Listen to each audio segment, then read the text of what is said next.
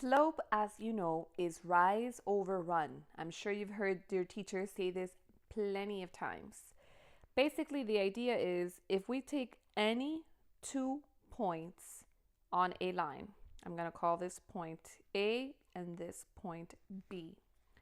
To figure out the slope, you basically want to go from a left point to a right point.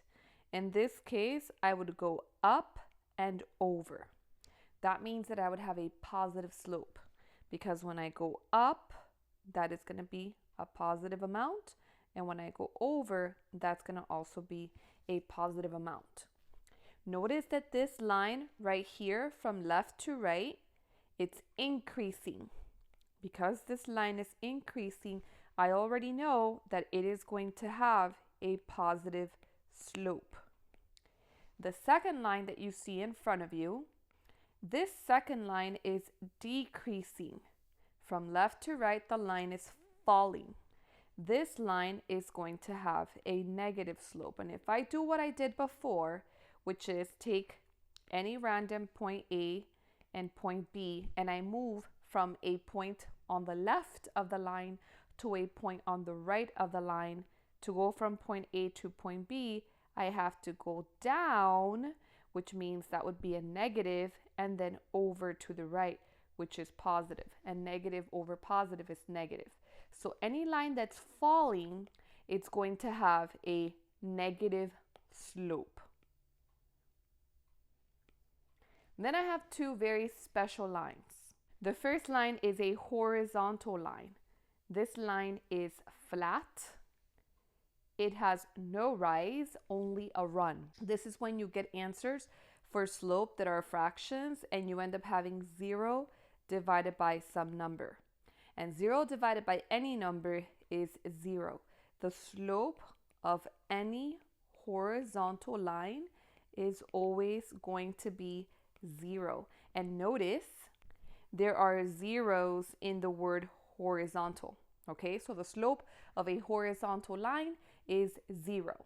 Then to the right, we have this vertical line right here. This is a vertical line. It goes up and down.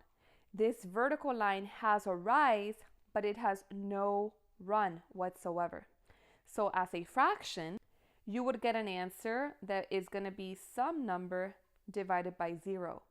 Division by 0 is mathematically impossible. Go to your calculator, any calculator, even your cell phone, and do 5 divided by 0. You're going to either get an error message or the calculator is going to tell you it just can't do it. You cannot divide by 0. So we say that any vertical line has no slope, or we basically say that the slope is undefined. Okay, it's undefined. And notice there are no zeros in the word vertical, unlike zeros in the word horizontal. So let's recap this really fast. And why is this important? Because visually, if you can see a line and you know that from left to right, the line is rising, then you know right away it should have a positive slope. So if you do the slope formula, which we're going to talk about in a second, and you end up with a negative answer, you've done something wrong, because a line that is rising is always going to have a positive slope. A line that is falling is always going to have a negative slope. A line that's horizontal is always going to have a slope that's equal to 0. And a line that's vertical, it's always going to have no slope, or a slope that's undefined. So now let's talk about the slope formula. The formula for slope is y2 minus y1 over x2 minus x1. And it's really important for you to realize that this whole x2, x1, y2, y1 comes from ordered pairs. When you have 2 points, any point is x comma y. But because you have 2 points, you have to distinguish between your first point and your second point. So you're going to call one of your points x1, y1 and the other point x2, y2.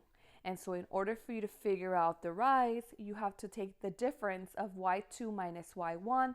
And in order for you to figure out the run, you have to do the difference of x2 minus x1.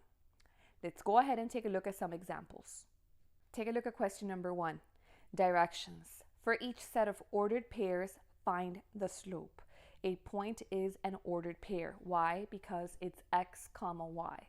So here I'm going to start by labeling this first point x1, y1, because again, it's my first point. Every point is x comma y. And the second point, x2, y2. According to the slope formula, lowercase m, that's the symbol for slope, is equal to y2 minus y1. That's 7 minus, because we are subtracting in the formula. And then y1 happens to be negative 2, so be careful with that. y2 minus y1, 7 minus negative 2, all over x2, which is 4, minus x1, which is 0. So set up the problem. Minus minus right here is a plus. 7 plus 2 is 9 over 4. Now I'm going to graph it on the coordinate plane, and we're going to figure out the slope by just doing rise over run. So the first point is 0, negative 2. Remember, this is your x-axis, this is your y-axis. So when it's 0, you start at the origin right here, and you have to go down to negative 2. So this is the point, 0, negative 2. The second point is 4 comma 7. So 4 on the x-axis, 7 on the y-axis. So if they meet, they're going to be right here. So my line basically is this one right here. So that's my line. Take a look at this line. This line is rising from left to right. What does that tell me? That tells me that I'm going to have a positive answer. Do I have a positive answer for a slope? Yes, I do. So at least that matches what I'm supposed to have.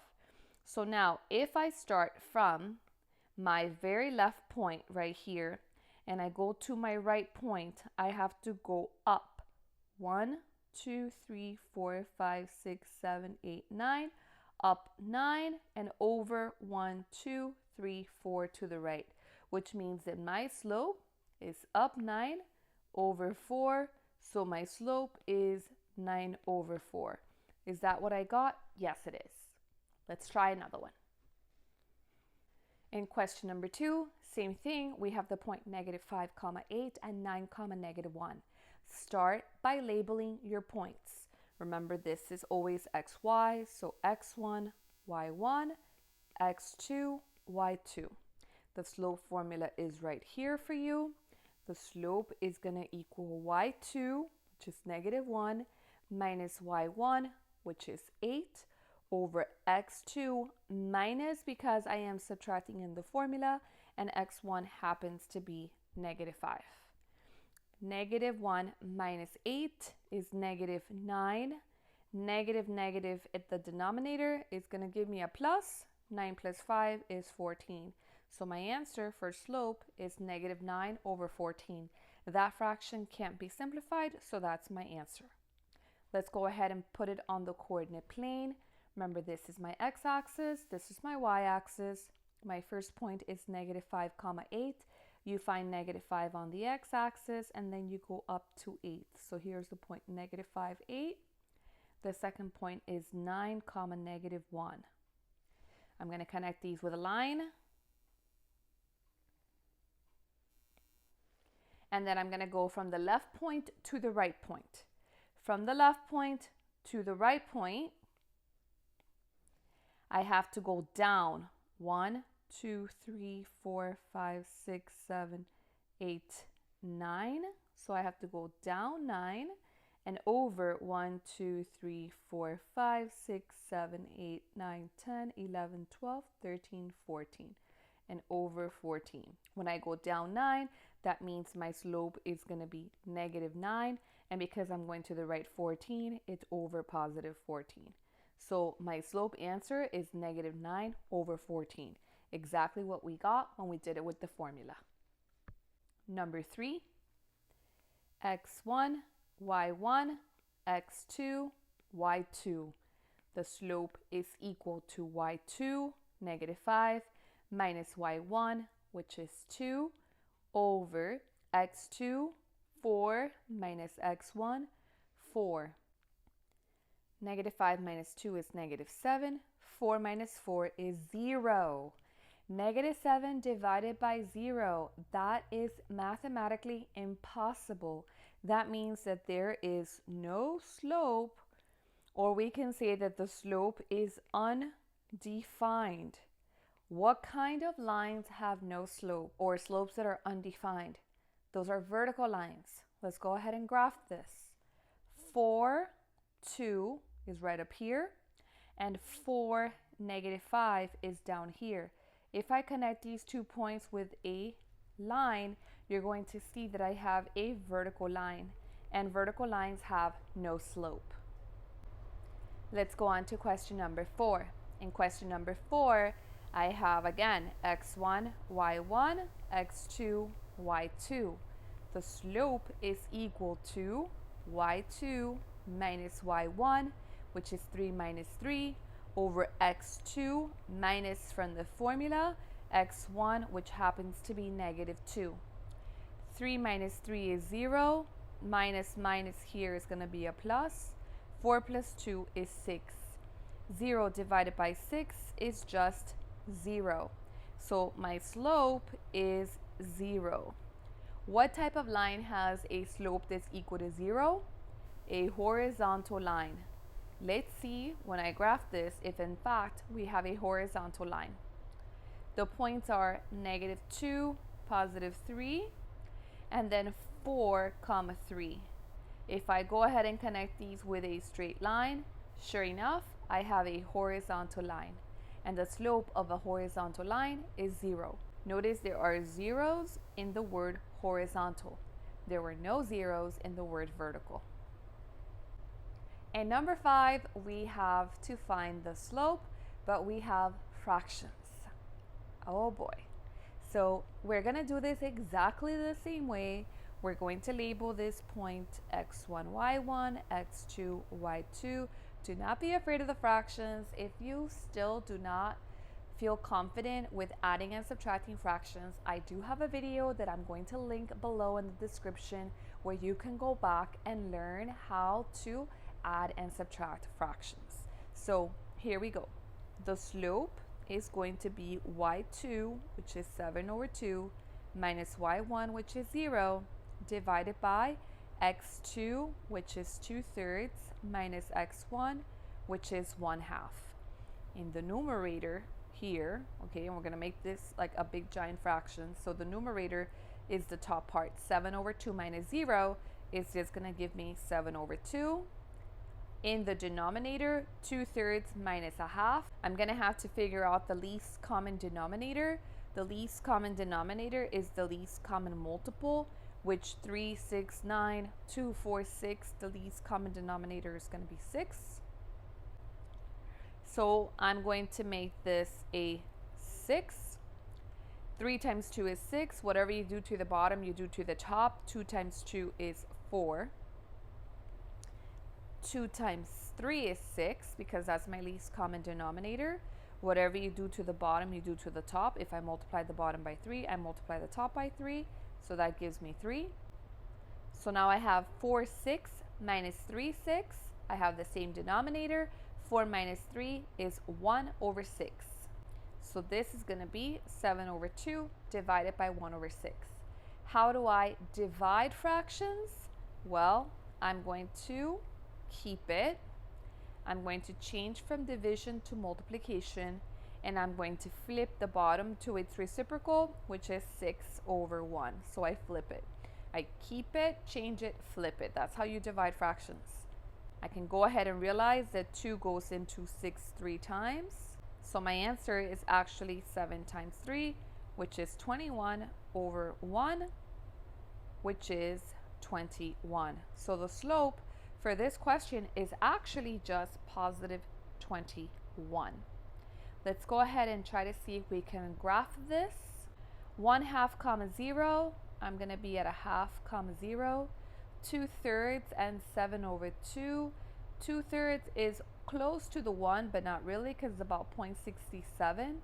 And 7 divided by 2 is 3.5. So this really is my line.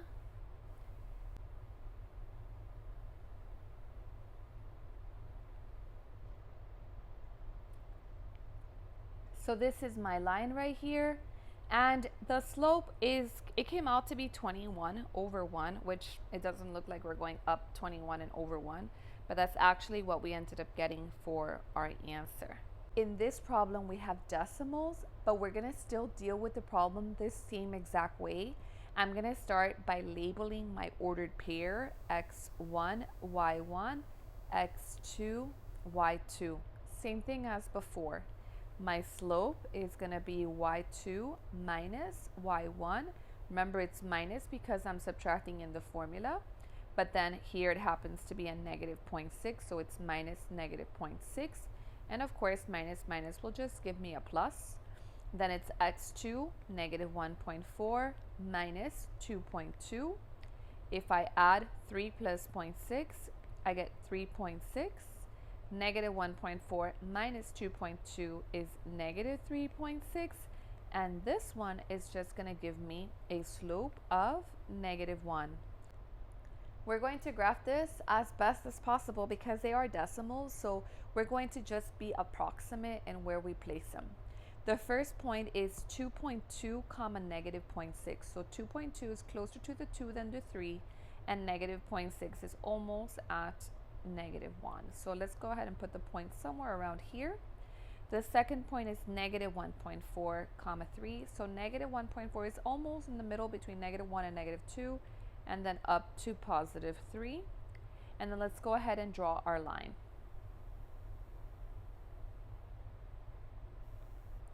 And it's very clear that this slope is going to be negative, and it actually is going to be down 1 over 1. I hope you found this video helpful. Remember to subscribe to my channel for more help with math so that you can say, yes, I can do math with confidence. Until next time, thanks for watching.